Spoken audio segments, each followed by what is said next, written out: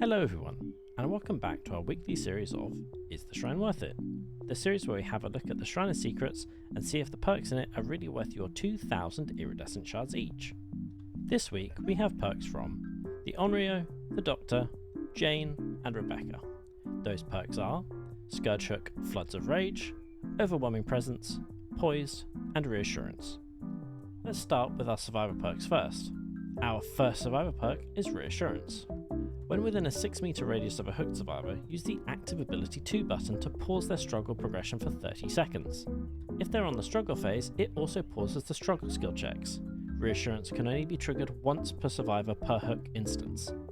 This is what it looks like in game.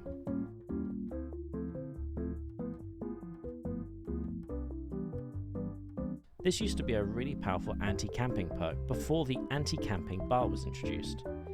It can be good if the killer is particularly campy, but it's hard to get value out of it unless you're playing in a pre-made friend group. This is a licensed perk, so whether it's strong or not, it is 100% worth picking up. Our next survivor perk is Poised. When first starting repairing a generator, reveal the killer's aura for 6 seconds. When a repaired generator is completed, you leave no scratch marks behind for 14 seconds. This is what it looks like in game.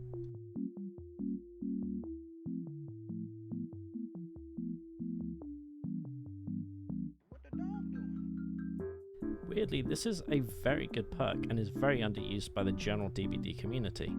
It gives you loads of information and gives you a really quick escape from the killer once you finish your generator. However, this perk is not licensed, so you don't get much value out of buying it out of the shrine. It is way better to buy Jane and get her other 2 perks that are really good and level her up to unlock 3. Let's move on to the killer perks. Our first killer perk is Scourge Hook, Floods of Rage. At the start of the trial, 4 random hooks are changed into Scourge Hooks. You'll see them with white auras. When a survivor is unhooked from a Scourge Hook, all the survivors have their auras revealed for 7 seconds. This is what it looks like in game.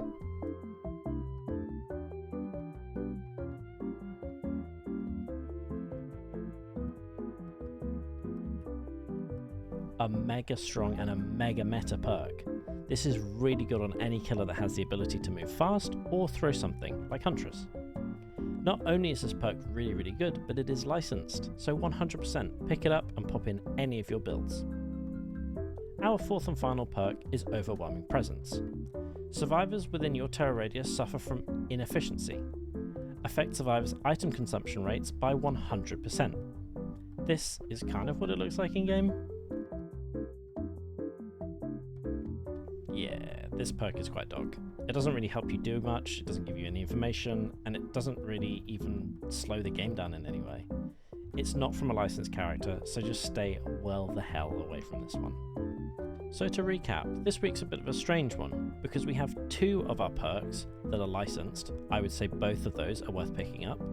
So those are Floods of Rage and Reassurance. But weirdly, Poised is actually a very good perk.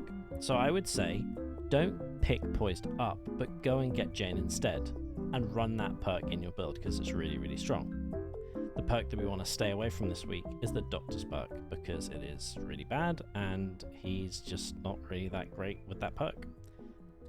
Thank you for watching, and hopefully we get an even better shrine next week. Bye!